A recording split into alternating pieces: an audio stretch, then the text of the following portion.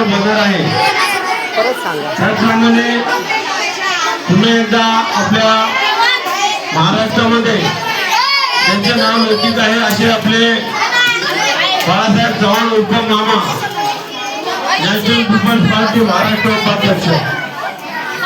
त्याचप्रमाणे सर्व त्यांचे कार्यकर्ते, प्रत्येकाचं नाव घेत नाही, परंतु या ठिकाणी 10-12 कार्यकर्ते आपल्याला उपस्थित आहेत या ठिकाणी।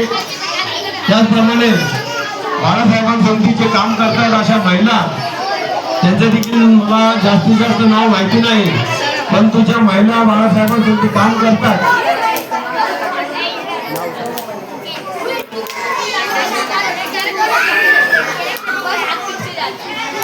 शोभना सब भैया, या महिला देखील सतत या सर्व कार्यक्रम आपल्याला माहितीच आहे। आपण या ठिकाणी भांडी वाटप केले, सोन्याचे फुलं वाटप केले, इतर अजून काही कार्यक्रम बाळासाहेबांनी केलेले आहेत।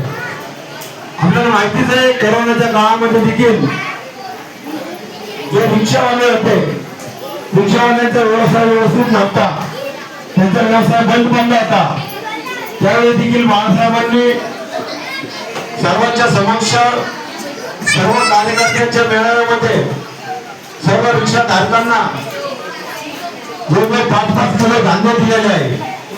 गहू, तांदूळ, साखर, चाची पत्ती, तेलाचा छोटा व्यापार असे या रिक्षावाल्यांना बाळासाहेबांनी दिलेले। त्याचप्रमाणे महिलांना देखील बऱ्याच वेळा भांडी वाटप केले।